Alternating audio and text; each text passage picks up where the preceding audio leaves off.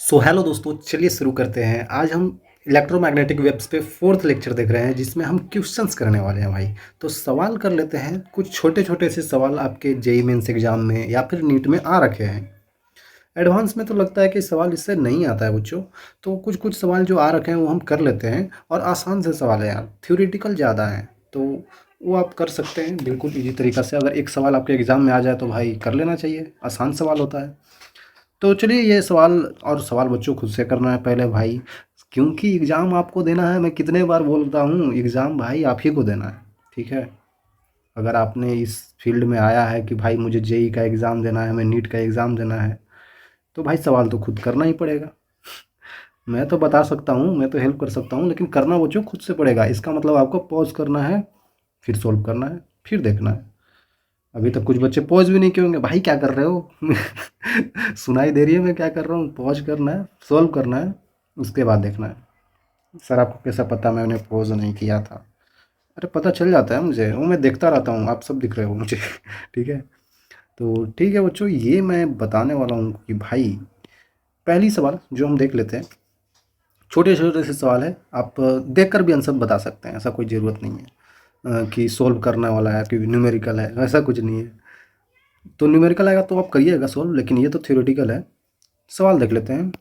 During propagation of electromagnetic wave in a medium. अच्छा देखिए, electromagnetic wave हम lectures लिए हैं, उसमें हम बताए हैं आपको कि अगर प्रोपोगेशन ऑफ इलेक्ट्रोमैग्नेटिक हो रहा है मीडियम में, किसी और मीडियम में हो रहा है, तो वो उसके इलेक्ट्रिक परमिटिविटी पे डिपेंड करता है, और मैग्नेटिक परमिटिविटी पे उस पर डिपेंड करता है ना। मैग्नेटिक नेचर और उसके इलेक्ट्रिक नेचर पे डिपेंड करता है स्पीड ऑफ लाइट जो होता है, ठीक है। तो ठीक है, वो यहाँ पे पूछा भी नहीं जा रहा है। यहाँ पे पूछा जा रहा है कि जैसे कि अगर प्रोपोगेशन और इलेक्ट्रोमैग्नेटिक वेव का मीडियम में, तो उसका इलेक्ट्रिकल एनर्जी डेंसिटी और मैग्नेटिक एनर्जी डेंसिटी कैसे वेरी करेंगे। तो भाई आपको तो मैंने बता रखा है बच्चों कि म्यू ई मतलब कि इलेक्ट्रिक एनर्जी डेंसिटी का value half epsilon naught E square होता है, और मैग्नेटिक एनर्जी डेंसिटी का वैल्यू जो होता है वो half B square by mu naught होता है। और अगर हम इसको लिखना चाहते हैं कि पीक वैल्यू के फॉर्म में, जैसे ई का तो वैल्यू होता है ना ऐसे, ई नोट साइन ऑफ ओ के एक्स माइनस ओमेगा टी, इस टाइप से होता है ना। और बी का वैल्यू होता है बी नोट साइन ऑफ के एक्स माइनस ओमेगा टी, कुछ इस टाइप का होता है। तो यहाँ पे ये ई है, मतलब ये इंस्टेंटेनियस वैल्यू है। बी यहाँ पे instantaneous value of magnetic field है। तो इसका हमको पीक वैल्यू के फॉर्म में लिखना है, तो कैसे लिखेंगे? तो ई स्क्वायर मतलब इसका पूरा स्क्वायर कर देंगे, और फिर उसके बाद एवरेज वैल्यू ले लेंगे। तो ई नोट स्क्वायर तो ऐसे ही आ जाएगा, और साइन स्क्वायर के अंदर जो भी होता है उसका एवरेज वैल्यू हाफ होता है। अरे सर इतना कुछ बताना पड़ता है? ये मैं बता रखा हूँ ऑलरेडी बच्चों। तो यहाँ पे आप ऐसे लिख सकते हैं कि यहाँ पे आ जाएगा आपके पास एप्सिलॉन नोट इंटू ई नोट का स्क्वायर डिवाइडेड बाई 2 पहले से था, और 2 sine square omega, sine square के एक्स माइनस ओमेगा टी का हाफ वैल्यू है। तो उसी तरीके से यहाँ पे भी आ जाएगा, इसके लिए भी बी मतलब बी नोट स्क्वायर हो जाएगा, एवरेज वैल्यू लिख रहे हैं, अपॉन 2 म्यू नोट इंटू 2 हो जाएगा।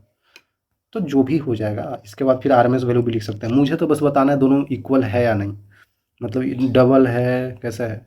और एक चीज़ मैं और भी बताया था कि जो भी हमारे पास एनर्जी डेंसिटी आता है वो इक्वली डिवाइड हो जाता है इलेक्ट्रिक एनर्जी डेंसिटी और मैग्नेटिक एनर्जी डेंसिटी में। तो यहाँ पे इक्वली डिवाइड होता है, ये वैल्यू और ये वैल्यू इक्वल होता है बच्चों, ये बात ध्यान देना है। ये मैं बता रखा हूँ और दिखाया भी था करके मैं। तो यहाँ पे ये ऑप्शन बिल्कुल सही है, ठीक है। इतना मुझे बताना नहीं चाहिए, बट मैं ऐसे एक्सप्लेन कर दिया, आप आंसर टिक कर दिए होंगे मुझे पता है, ठीक है। सिंपल सी बात है बच्चों। आगे सवाल देख लेते हैं। अगला सवाल आपको क्या बोल रहा है कि इलेक्ट्रोमैग्नेटिक वेव जो ट्रैवलिंग है इस डायरेक्शन में, ठीक है। बच्चे सोचेंगे कि सर के कैप आई कैप जे कैप तो पढ़ा था, ये ऐसे कैसे दे दिया? तो इसके लिए घबराना नहीं है बच्चों, जो दे दिया दे दिया। आगे देख लेते हैं भाई। तो बोल रहा है कि axis of polarisation of electromagnetic wave found in K cap. अब आगे बच्चों को समझ नहीं आएगा कि इलेक्ट्रोमैग्नेटिक पोलराइजेशन जो है वो के कैप में है, तो इसका मतलब क्या हुआ अभी देखते हैं। तो इक्वेशन ऑफ इलेक्ट्रिक फील्ड बताना है। ओके, पहली बात, अगर हमारे पास जो वेव है वो ट्रेवल इस डायरेक्शन में कर रहा है, तो इसका मतलब हमने पढ़ा था जो वेव का ट्रेवलिंग डायरेक्शन होता है उसके परपेंडिकुलरली वेरिएशन इलेक्ट्रिक फील्ड और मैग्नेटिक फील्ड का होता है, क्योंकि तीनों एक दूसरे के परपेंडिकुलर होते हैं। अगर इधर वेव ट्रेवल कर रहा है तो यहाँ पे मान लेते हैं इलेक्ट्रिक फील्ड होगा और यहाँ पे मैग्नेटिक फील्ड होगा। तो इन दोनों का क्रॉस प्रोडक्ट जो होता है ई क्रॉस बी करने से हमको डायरेक्शन ऑफ वेव मिल जाता है, मतलब वेलोसिटी का डायरेक्शन मिल जाता है। ओके सर, तो हमें तो बताना है कि मैग्नेटिक फील्ड का डायरेक्शन किधर होगा, मतलब कैसा इक्वेशन होगा। बता सकते हैं, बिल्कुल बता सकते हैं। आपको मैंने देखने के लिए बताया था कि अगर डायरेक्शन ऑफ वेव ऐसे है तो इसका मतलब ये दोनों का साइन अपोजिट होना चाहिए, तभी पॉजिटिव डायरेक्शन में एनर्जी का फ्लो होता है। ये सब मैंने बताया बच्चों। तो यहाँ पे दोनों सेम साइन है, सेम साइन में नेगेटिव डायरेक्शन में फ्लो होता है, जबकि यहाँ पे पॉजिटिव दिख रहा है, तो ये तो ऑप्शन नहीं होगा। यहाँ पे पॉजिटिव, यहाँ पे नेगेटिव, मतलब ये हो सकता है। यहाँ पे पॉजिटिव पॉजिटिव दोनों सेम साइन नहीं तो नहीं होगा, क्योंकि सेम साइन होता है तो direction of flow of energy जो होता है या फिर वेलोसिटी ऑफ ट्रैवलिंग वेव जो होता है वो नेगेटिव डायरेक्शन हो जाता है, जबकि हमको ये दिख रहा है पॉजिटिव है, मतलब अपोजिट साइन होना चाहिए। यहाँ पे भी अपोजिट साइन है, एक प्लस एक माइनस, ये प्लस एक माइनस, एक प्लस एक माइनस, ये मैंने बता रखा है पूरी तरीक़ा से, आप पीछे देखना पड़ेगा आपको बच्चों। यहाँ पे हो सकता है आपको समझ में ना आए, अब देख लीजिएगा। के कैप जो डायरेक्शन है वो axis of polarisation of electromagnetic wave है। एक बात बहुत ध्यान से समझना है आपको कि axis of polarisation of electromagnetic wave जो होता है वो और कुछ नहीं, इलेक्ट्रिक फील्ड के वेरिएशन का डायरेक्शन है भाई। मतलब ये इसका इलेक्ट्रिक फील्ड कहीं पे बोला जाता है ना कि इलेक्ट्रिक फील्ड का डायरेक्शन है, तो वही है ये। तो सर यहाँ पे इलेक्ट्रिक फील्ड नहीं लिखा है, वो तो लिख दिया इलेक्ट्रोमैग्नेटिक वेव के पोलराइजेशन का डायरेक्शन है। तो यहाँ पे इस ऐसा लैंग्वेज यूज किया गया है बच्चों आपको कंफ्यूज करने के लिए, लेकिन आप समझिएगा कि वो इलेक्ट्रिक फील्ड की ही बात कर रहा है। तो उसका डायरेक्शन अगर के कैप है तो आपको पता चल गया बच्चों कि यहाँ पे इसका डायरेक्शन आ रहा था i plus j cap by root two आ रहा था, और इसका डायरेक्शन आपको पता चल ही गया, ये किधर जा रहा है, के कैप में जा रहा है। इसका मतलब जो हमारे पास मैग्नेटिक फील्ड आएगा वो के कैप में जाएगा, सॉरी मैग्नेटिक फील्ड जो आएगा वो दूसरा डायरेक्शन में जाएगा, इलेक्ट्रिक फील्ड के कैप में है। तो ये तो नहीं होगा, ये तो बोल रहा है कि इलेक्ट्रिक फील्ड जा रहा है, लेकिन हमको मैग्नेटिक फील्ड के लिए निकालना है, ये भी नहीं होगा, तो यही ऑप्शन बचा है। ऐसे टिक कर सकते हैं, या आप डायरेक्शन निकाल भी सकते हैं, या आप डायरेक्शन निकाल सकते हैं। आपको क्या करना होगा, इसको और इसको क्रॉस प्रोडक्ट करना होगा, उसके बाद ये आंसर आ जाएगा। इसका इसका क्रॉस प्रोडक्ट करना पड़ेगा बच्चों, और ये आ जाएगा। आप कर सकते हैं, मैथ्स में तो पढ़ाया ही जाता है। मैं करना नहीं चाहता, करने के लिए करेंगे इसके इसके इसको और इसको क्रॉस प्रोडक्ट करेंगे। आगे ई लिखा हुआ है तो के कैप लिखेंगे, cross product I cap minus J cap by root two करेंगे तो आपको ये आ जाएगा। ठीक है, वैसे भी कर सकते हैं। तो ये आंसर हो गया। आपको इलेक्ट्रिक फील्ड इसलिए यहाँ पे पोलराइजेशन जब बोलता है तो इलेक्ट्रिक फील्ड इसलिए लिया जाता है क्योंकि अगर कहीं पे इलेक्ट्रोमैग्नेटिक वेव ट्रैवल कर रहा है तो जो भी सर्किट है हमारे पास, जो भी चीज़ को पेनिट्रेट कर रहा है इलेक्ट्रोमैग्नेटिक वेव, तो उसमें ज़्यादा डोमिनेंस जो होता है वो इलेक्ट्रिक फील्ड का होता है बच्चों। ये चीज़ आपको समझना पड़ेगा। तो उसके कारण बोला जाता है कि पोलराइजेशन ऑफ इलेक्ट्रोमैग्नेटिक वेव को ही इलेक्ट्रिक फील्ड के डायरेक्शन को बोल दिया जाता है, इलेक्ट्रिक फील्ड के वेरिएशन के डायरेक्शन में। ठीक है, तो उसके लिए घबराना नहीं है।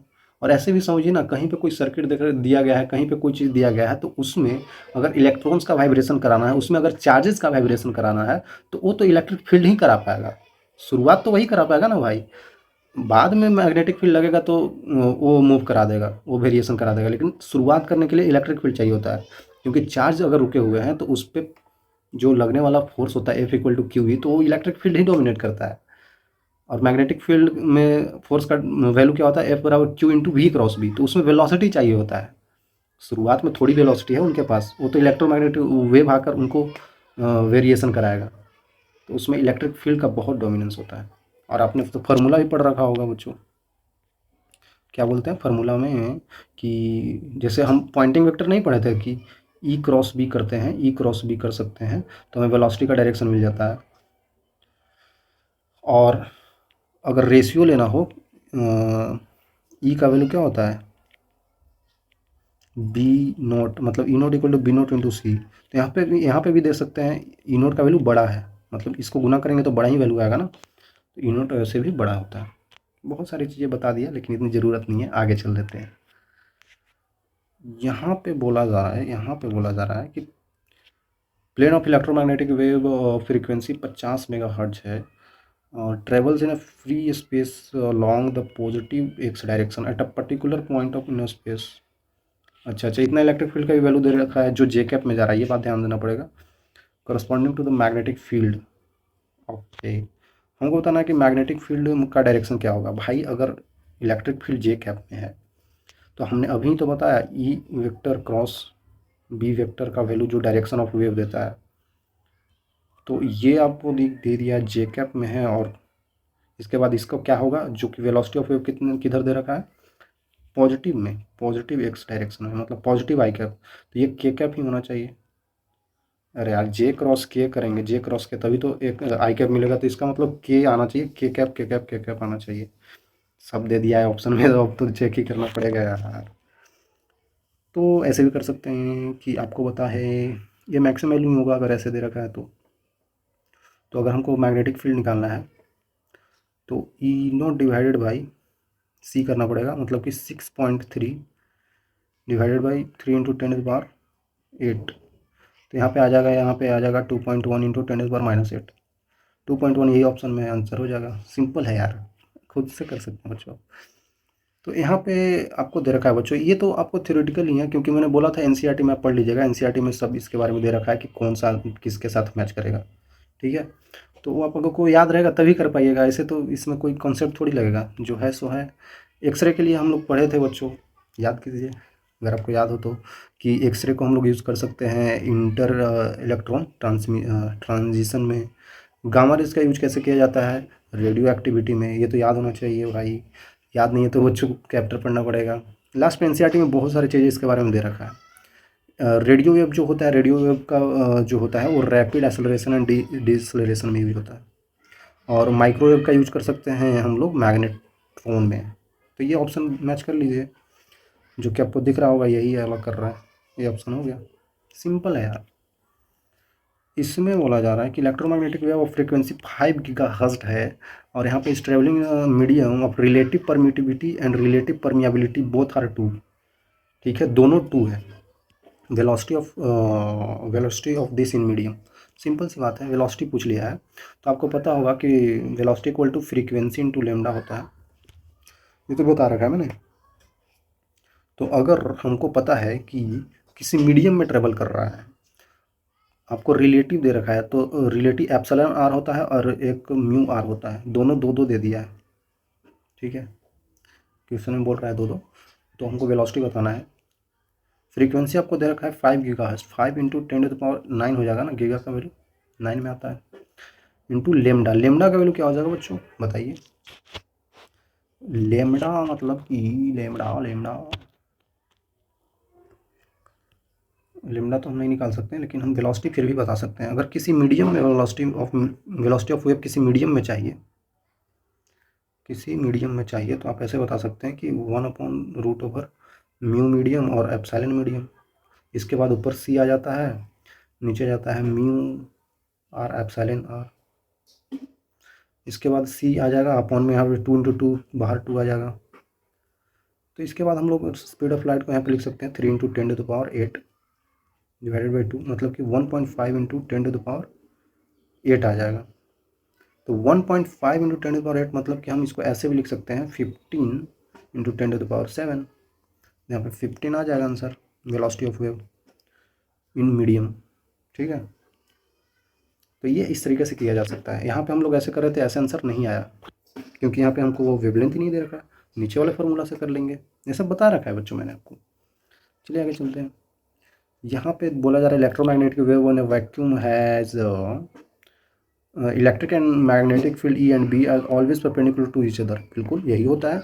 डायरेक्शन ऑफ पोलराइजेशन, फिर से डायरेक्शन ऑफ पोलराइजेशन मतलब कि इलेक्ट्रिक फील्ड के डायरेक्शन की बात कर रहा है। वेव प्रोपोगेशन हो रहा है के कैप, इलेक्ट्रिक फील्ड हो रहा है एक्स में। ठीक है, तो इलेक्ट्रिक फील्ड का डायरेक्शन में होगा तो पैरेलल ही होगा, पैरेलल ही होगा। मैग्नेटिक फील्ड के पैरेलल नहीं होगा ना, क्योंकि एक्स जो बोला है वो पोलराइजेशन मतलब इलेक्ट्रिक फील्ड के डायरेक्शन, वो तो पैरेलल ही होता है। और ई क्रॉस बी क्या देता है, वेव प्रोपोगेशन, तो यही ऑप्शन हो जाएगा। सिंपल है यार बच्चों। नेक्स्ट सवाल कर लेते हैं बच्चों, जो कि काफ़ी आसान सा है। इसको हम देखते हैं कि यहाँ पे बोला जा रहा है इलेक्ट्रोमैग्नेटिक वेव ऑफ फ्रीक्वेंसी दे रखा है हमें, तो यहाँ पे 3 गीगाहर्ट्ज का है। इंटर्स इन अ dielectric medium of relative electric permittivity आपको दे रखा है इतना, from vacuum wavelength of the wave that in the medium. अच्छा, यहाँ पे हम फार्मूला वो लगा सकते हैं जो हम पीछे लगा रहे थे, velocity equal to frequency into lambda हम बोलते हैं। तो अगर हमको यहाँ पे निकालना है फ्रीक्वेंसी, मतलब कि वेलोसिटी अपॉन लेमडा हो जाएगा। तो velocity of wave in medium क्या होता है, अभी हमने देखा था कि अगर देखा जाए तो c upon root over mu r epsilon r हो जाता है और 1 अपॉन लेमडा है। अच्छा, हमको लेमडा ही निकालना है ना, तो भाई अगर लेमडा निकालना है तो फ्रीक्वेंसी नीचे आ जाएगा, तो 1/3 इंटू 10⁹ आ जाएगा। तो यहाँ पर हम निकाल सकते हैं। अब यहाँ पे रिलेटिव इलेक्ट्रिक परमिटिविटी बोल रहा है, मतलब कि म्यू एप्सिलॉन आर का वैल्यू हमको दे रखा है 2.25, और ये वैल्यू दे ही नहीं रखा, तो वैल्यू कैसे निकलेगा फिर, तो फिर दिक्कत हो जाएगा। आई थिंक बच्चों सवाल में कुछ गलती है, इलेक्ट्रिक नहीं, मतलब कि ये टोटल परमिटिविटी होगा, total permittivity, total relative permittivity, मतलब इन दोनों को गुना करने के बाद जो आता है वो दे रखा होगा, क्योंकि ऐसा तो बनेगा ही नहीं सवाल। 3 × 10⁸ डिवाइडेड बाई रूट ओवर 2.25 अगर है हमारे पास, इंटू 1/3 इंटू 10⁹ है हमारे पास, तो ये कट जाएगा तो नीचे 10 आ जाएगा। और ये कितना आ जाएगा बच्चों, ये 225 का रूट क्या होता है, 1.5 हो जाएगा, इंटू 1/10 आ जाएगा। देखा जाए तो हमारे पास 1/15 आंसर आ गया मीटर में। सेंटीमीटर में बदलना है तो बदल सकते हैं, सेंटीमीटर में 100 से गुना कर देंगे, डिवाइडेड बाई 15 कितना आ जाएगा बच्चों, 15 कट जाएगा ना, ये बचते 15, 20 बार में, मतलब कि 3×6 = 18, 6.67 आ जाएगा, लगभग 6.67 सेंटीमीटर आ जाएगा। इसको अगर हमको 10⁻⁻² में लिखना है तो 667 आंसर हो जाएगा। ऐसे कर सकते हैं। अब दिक्कत यहाँ पे कि ये मेंस का सवाल होता है, मेंस में बोलता भी नहीं है, अगर इलेक्ट्रिक दे दिया था फिर मैग्नेटिक परमिएबिलिटी फिर देना चाहिए ना भाई, वो नहीं देगा तो सोल्व कैसे होगा सवाल, नहीं हो पाएगा। इसका मतलब देना चाहिए, मतलब ये टोटल ही होगा, ऐसा मानना पड़ेगा। कभी कभी होता है सवाल, क्या करा जाए, मेंस वाले ऐसे कर देते हैं। फिर से एक और सवाल आ गया जो कि काफ़ी आसान है, माइक्रो बताना है कि किससे मैच करेगा इसमें से। ये तो आसान सवाल होते हैं बच्चों, ये आप कर सकते हैं। जैसे कि यहाँ पे देखा जाए तो यहाँ पे क्लिंटन वेल में यूज होता है, ये याद होना चाहिए भाई, ऐसे नहीं हो पाएगा ये सवाल। और इसको देखा जाए गामा रेज तो रेडियो एक्टिव डीके न्यूक्लियस में होता है। रेडियो वेव का यूज किस में होता है बच्चों, इसका तो रैपिड एक्सेलरेशन डी एक्सेलरेशन में यूज होता है। यहाँ पे एक्सरे दे रखा है तो एक्सरे का तो फिर इनर सेल इलेक्ट्रॉन में हो जाता है। देख लीजिए कौन सा ऑप्शन मैच कर रहा है बच्चों, इसमें मैच कर रहा है ये सी वाला, आई थिंक, देखिए है ना, हाँ, तो सी ऑप्शन हो जाएगा हमारे पास। आसान है यार।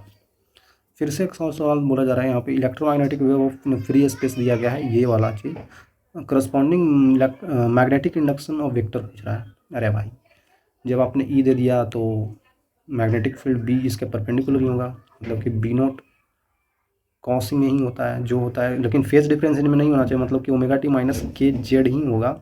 और डायरेक्शन तो आई कैप में ही होगा। ये डायरेक्शन क्या बताता है, नहीं डायरेक्शन ये नहीं आई कैप होगा, क्योंकि ये तो बता रहा है कि इलेक्ट्रिक फील्ड का डायरेक्शन है, लेकिन ये वाली जेड वैसे ही रहेगा। और ये किधर होगा बच्चों, ये हमको नहीं पता है भाई, सब में जे में दे रखा है, ठीक है, जे में लिख देते हैं। बी नोट का वैल्यू क्या होता है, ई नोट अपॉन सी हो जाता है, ये तो हम जानते ही हैं। अब प्लस तो नहीं होने वाला क्योंकि ये फेज वही रहता है, तो ये ऑप्शन हो जाएगा। सिंपल है यार, कितना ईजी है बच्चों। यहाँ पे फिर से electromagnetic wave propagating in x direction describe by this, ठीक है। इंटेंसिटी ऑफ द वेव बताना है। इंटेंसिटी मैंने बताया था आपको निकालने के लिए बच्चों, इंटेंसिटी क्या होता है, मौसी मौसी किसके मौसी ये मैंने याद करने का तरीका बताया था। म्यू जो होता है यहाँ पे आपको बताया था उस टाइम पे कि ये पूरा इसकी परमिटिविटी होता है, सॉरी परमिटिविटी नहीं, ये पूरा एनर्जी डेंसिटी होता है, थोड़ा सा मिस्टेक हो गया, एनर्जी डेंसिटी को बोलते हैं, ये टोटल एनर्जी डेंसिटी होता है, टोटल एनर्जी डेंसिटी होता है बच्चों, ठीक है। उसका वैल्यू कितना होता है, आपको पता है, एक मैग्नेटिक एनर्जी डेंसिटी और इलेक्ट्रिक एनर्जी डेंसिटी होता है, दोनों का सम करते हैं टोटल आ जाता है। और इलेक्ट्रिक और मैग्नेटिक एनर्जी डेंसिटी बराबर भी होते हैं। तो अगर मैं सिर्फ electric energy density mu E लिखना चाहूँ तो आपको बताया था मैंने, half epsilon naught E square होता है। अगर हम लोग म्यू बी की बात करें तो वो भी होता है b²/2 म्यू नॉट। हाँ सर, ये सब चीज़ तो बताया था। अगर हमको लिखना होता है कि ये मैक्सिमम वैल्यू के टर्म में, तो भी दो ही आता है। मैक्सिमम वैल्यू के टर्म में भी अगर लिखना होता है, टोटल करना होगा इसका, तो टोटल कितना हो जाएगा, इसी का वैल्यू नहीं लिख सकते हैं, हाफ, मतलब कि 4 आ जाएगा नीचे, एप्सिलॉन नॉट ई नॉट का स्क्वायर, इसको नहीं लिख सकते हैं, बी नॉट स्क्वायर मतलब मैक्सिमम वैल्यू का square, divided by 4 mu naught आ जाएगा। अगर इन दोनों को जोड़ देंगे तो टोटल आ जाएगा, जो कि हाफ हो जाएगा फिर, मतलब ये टोटल है ना, हाफ आ जाएगा, किसी एक के टर्म में लिखते हैं, हमारे को एप्सिलॉन नोट देखा है, मतलब हाफ एप्सिलॉन नोट इंटू ई नोट का स्क्वायर, ठीक है, इंटू सी। तो आप कर सकते हैं यहाँ पे। तो इंटेंसिटी का वैल्यू क्या आ जाएगा, हाफ एप्सिलॉन नोट का वैल्यू 8.85 इंटू 10⁻⁻12 ई स्क्वायर, मतलब 200 का स्क्वायर, 200 का स्क्वायर कितना हो जाएगा, चलिए लिख ही देते हैं। और अब सी है 3 इंटू 10⁻8, कौन सा ऑप्शन हो रहा है देख लीजिए थोड़ा सा आप। 12 है तो ये 0000 और 10⁻8 कट जाएगा इससे, 1 2 कट जाएगा, 8.85 इंटू 2 इंटू 3 कितना आ रहा है बच्चों, 6 6 बचे 30 की जीरो हासिल 3 6 6 48 51 के एक हासिल 5 और 6 48 और 5 53 हो जाएगा और 53.1 आंसर हो गया। सिंपल है यार। अब बोला जा रहा है कि magnetic field travelling in electromagnetic wave the peak value, अच्छा अच्छा पीक वैल्यू दे रखा है किसका, मैग्नेटिक फील्ड का, पीक वैल्यू इलेक्ट्रिक फील्ड का है यार, ई बराबर बी सी लगाइए ना, ई नोट का maximum value b naught into c होता है। तो आपको पता चल जाएगा बच्चों 20 नैनो टेस्ला है, 10⁻⁻9 हो जाएगा, और ये 3 इंटू 10⁻8 होता ही है, कितना एक ही चीज़ तो बार बार यूज हो रहा है, 6 आ जाएगा, 6 आ जाएगा ना, हाँ 6 आ जाएगा, 6 वोल्ट/मीटर। सिंपल, काफ़ी इजी है यार। फिर से एक और मैच द कॉलम, बिल्कुल इस टाइप के सवाल आ रखे हैं भाई इस टाइप के सवाल आपको करने आना चाहिए, मैच करना है। तो इसमें कौन सा ऑप्शन हो जाएगा, मान लेते हैं इलेक्ट्रोमैग्नेटिक वेव पूछा है, तो ये तो आपको बताया था उस टाइम, वाटर प्योरीफिकेशन के लिए यूज होता है, और यहाँ पे एक्सरे डायग्नोसिस टूल मेडिसिन में यूज होता है, माइक्रोवेव का यूज किया जाता है यहाँ पे कम्युनिकेशन और रेडार में, इंफ्रारेड तो इम्प्रूविंग विजिबिलिटी फॉगी डेज में। तो यहाँ पे बी ऑप्शन में दिख रहा है, बी ऑप्शन में दिख रहा है। सिंपल है बच्चों, ये आपको याद होना चाहिए भाई। और एक और यहाँ पे सवाल हो रहा था, पैरेलल प्लेट कैपेसिटर है जिसका कैपेसिटेंस दे रखा है, जिसका कनेक्टेड है 220 वोल्ट एसी सप्लाई से, एंगुलर फ्रीक्वेंसी ऑफ दे रखा है उसका एसी सप्लाई का, आरएमएस ऑफ कंडक्शन करंट पूछा है और डिस्प्लेसमेंट करंट का वैल्यू। तो ये हमने पढ़ा था बच्चों, फैराडे एक्सपेरिमेंट जो हुआ था, तो सॉरी मैक्सवेल हुआ था ना, मैक्सवेल एक्सपेरिमेंट, मैं भूल जाता हूँ थोड़ा सा पता नहीं क्यों। तो यहाँ पे आपको दे रखा है, मतलब कि कैपेसिटेंस का वैल्यू, मतलब कि आपको निकालना है कि कितना करंट बह रहा होगा, तो आरएमएस करंट पूछ रहा है। तो पहले तो हम पहले नॉर्मल करंट निकाल लेते हैं, मतलब पीक वैल्यू ऑफ करंट। तो आई का वैल्यू क्या हो जाएगा बच्चों, जो वोल्टेज है 230 वोल्ट का है ये, अपॉन कैपेसिटिव सर्किट है ना, मतलब कैपेसिटेंस का पूरा रिएक्टेंस उसका एक्सी होता है, तो एक्सी का वैल्यू हमने बताया था बच्चों 1/ओमेगा सी होता है, ठीक है भाई। 230 वोल्ट इंटू 1/ओमेगा सी, ओमेगा सी ऊपर चला जाएगा, ओमेगा 300 है, सी हो जाएगा 3 इंटू 10⁸ ठीक है, कोई दिक्कत नहीं है। तो इसका हम वैल्यू निकाल सकते हैं, कितना आ रहा है आप बता सकते हैं मुझे बच्चों। ये पिको फैराड में था, ये कैपेसिटेंस का वैल्यू ये पिको फैराड में था, मतलब कि ये 200 पिको फैराड था ना, एक सेकंड में क्या कर रहा हूँ, 230 वोल्ट, एक सी का वैल्यू ओमेगा ओमेगा सी है ना, तो ओमेगा का वैल्यू हमने क्या डाल दिया 300,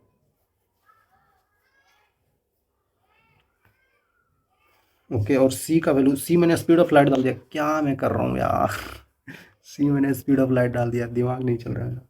यहाँ पे 200 हो जाएगा पिको फैराड, मतलब 10⁻⁻12 होता है ना, हाँ।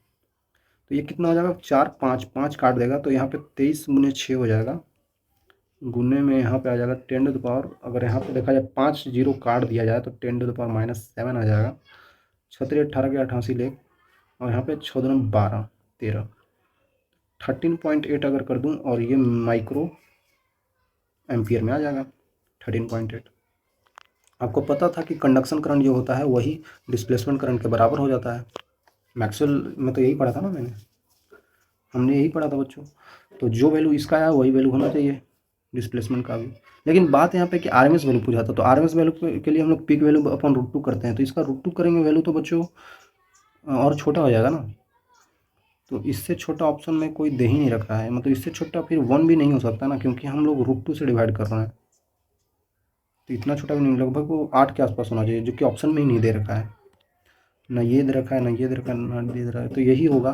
तो आई थिंक ये पीक वैल्यू में पूछा होगा, आरएमएस पता नहीं क्यों लिख दिया है, क्योंकि आरएमएस निकालने के बाद रूट टू को डिवाइड करेंगे तो आंसर आना चाहिए ना, वो आता ही नहीं है।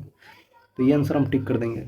कभी कभी होता है बच्चों की जेई मेंस में होता है कि ऑप्शन आपको तरीके से मैच करना पड़ेगा, देता भी नहीं है ऑप्शन में, आरएमएस दे रखा है तो रूट टू से डिवाइड करना पड़ेगा, जो कि करेंगे तो आंसर ही नहीं मैच करेगा। इसी कारण हम पीक वैल्यू को मैच कर देंगे, ठीक है। एक और सवाल काफ़ी आसान सा बच्चों, जिसमें बोला जा रहा है, आपको क्या बोला जा रहा है, electromagnetic field in electromagnetic wave is given by speed of light दे रखा है। ओके, बिल्कुल आसान सी सवाल है। मैक्सिमम इलेक्ट्रिक करंट, तो इलेक्ट्रिक करंट ये बराबर बी सी लगाते थे, बी नोट मैक्सिमम आ जाएगा सी। ये देख सकते हैं कितना है, 10⁻⁻4 है।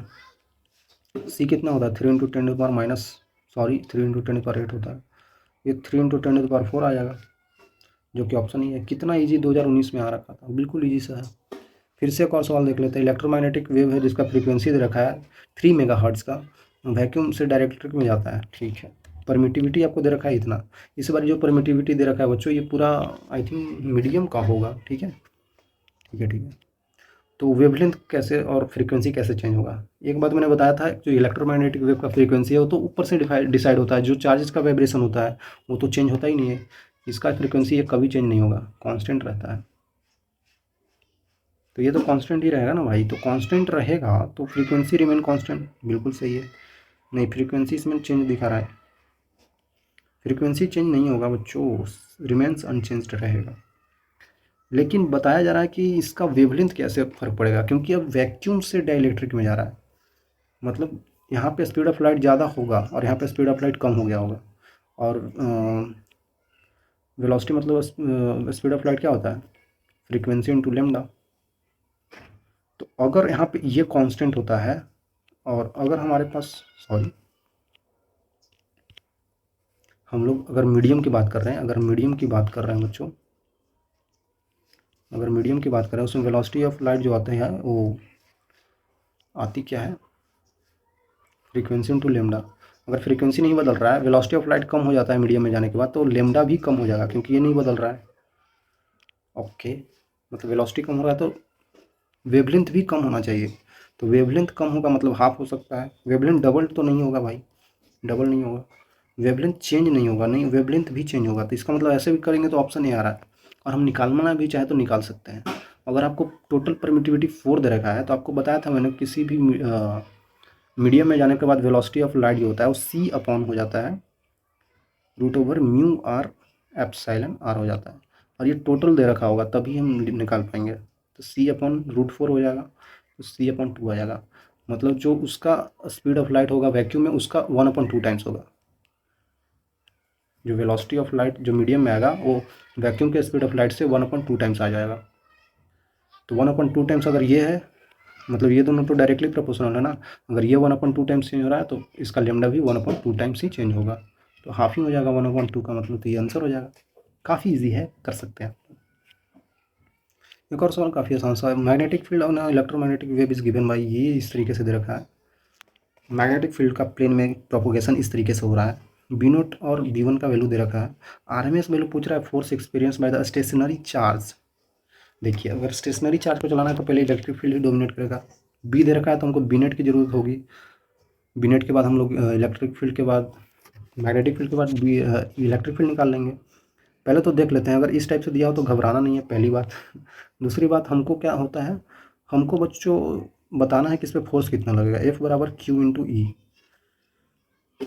ऑब्वियसली ये मैक्सिमम वैल्यू ही पूछ रहा होगा, ऐसे आरएमएस वैल्यू पूछ रहा है तो हमको पहले मैक्सिमम वैल्यू निकालना पड़ेगा। तो मैक्सिमम वैल्यू अगर इसको चाहिए तो ये भी इलेक्ट्रिक फील्ड का मैक्सिमम वैल्यू चाहिए, पहले मैक्सिमम चाहिए, आरएमएस हम बाद में निकालेंगे। आरएमएस पूछ रहा है सवाल में, आरएमएस पूछ रहा है सवाल में, लेकिन अगर ई आर एम एस ही निकालना है आपको, तो आपको यहाँ पे ई नोट अपॉन √2 करना पड़ेगा। और अगर ई नोट निकालना है तो आपको पता है कि e naught equal to b naught into c होता है, पहले बी नोट निकालना पड़ेगा। बी नोट मतलब कि ये होता है मैक्सिमम वैल्यू, मैक्सिमम वैल्यू जैसे दो दो रीजन में वेरी कर रहा है, एक आई कैप में, एक जे कैप में। अगर मैग्नेटिक फील्ड दो रीजन में वेरी कर रहा है, आई कैप और जे कैप में, तो इसका नेट बी आ जाएगा इधर। तो नेट बी के लिए हम लोग निकाल सकते हैं वो √/, बी नॉट का स्क्वायर प्लस बी वन का स्क्वायर। तो आपको दोनों चीज़ दे रखा है, आप निकाल सकते हैं। 3 का स्क्वायर 9 हो जाएगा इंटू 10⁻−10 प्लस 4 आ जाएगा इंटू 10⁻−12। यहाँ पे लिख सकते हैं आप। तो आप यहाँ पे 10⁻10 अगर कॉमन ले लें तो बाहर आ जाएगा 10⁻5। अंदर कितना बचेगा 9 प्लस 0.04 हो जाएगा, तो 9.04 हो जाएगा। तो ये बी नेट आ गया हमारे पास, मतलब बी नोट नेट भी बोल सकते हैं इसको, टोटल मैक्सिमम वैल्यू। इसके बाद हम लोग ई नोट निकाल सकते हैं, तो ई आर एम एस आ जाएगा हमारे पास। ई नोट चलिए आर एम एस बाद में निकालेंगे, पहले ई नोट ही निकाल लेते हैं। तो हम ई नोट निकाल सकते हैं 10⁻5 इंटू √9.04 लगभग 3 आएगा ये, इंटू 3 इंटू 10⁸ आ जाता है यहाँ पे। ये कितना हो जाएगा बच्चों 3 इंटू √9.04 इंटू 10⁵ 3 आ जाएगा। ई नोट आ गया तो हम यहाँ पे मैक्सिमम फोर्स बता सकते हैं, मतलब R M S force. Q कितना है बच्चों 10⁻⁻4 इंटू 3 इंटू √9.04 इंटू 10⁻3। ये कट रहा है तो एक 10 नीचे आ जाएगा। ये लगभग कितना आ रहा है, ये हमने ई नोट निकाला है, √2 से नीचे डिवाइड करना पड़ेगा क्योंकि हम आर एम एस निकाल रहे हैं। तो ये आ जाएगा 3 इंटू लगभग 3 divided by 2 into √2, sorry 10 into √2। कितना रहा है लगभग ही खेलना पड़ेगा 3 दिया 9 डिवाइडेड बाई ये कितना होता है 1.414 होता है, तो ये लगभग 14 बन जाएगा, तो 14.1 हो जाएगा। तो ये लगभग आ जाएगा बट 0.1498 होता है, तो 0.6 के आसपास आना चाहिए। तो ऑप्शन ए हो जाएगा। आपका ऑप्शन ए आया था तो सही है बच्चों, बिल्कुल आसानी से कर सकते हैं, कोई दिक्कत इसमें नहीं होना चाहिए भाई। ओके, यहीं तक सवाल था। तो यहाँ तक आने के लिए बच्चों I will say you thank you. बहुत आसान से सवाल इलेक्ट्रोमैग्नेटिक वेव्स के होते हैं। अब आगे चल के हम लोग बहुत आसान से चैप्टर्स का डिस्कशन करेंगे जिससे सवाल आते हैं और आसान होते हैं, फार्मूला बेस्ड होते हैं, जैसे कि रे ऑप्टिक्स वगैरह, तो उसको पढ़ेंगे। और तब तक के लिए ओके बाय।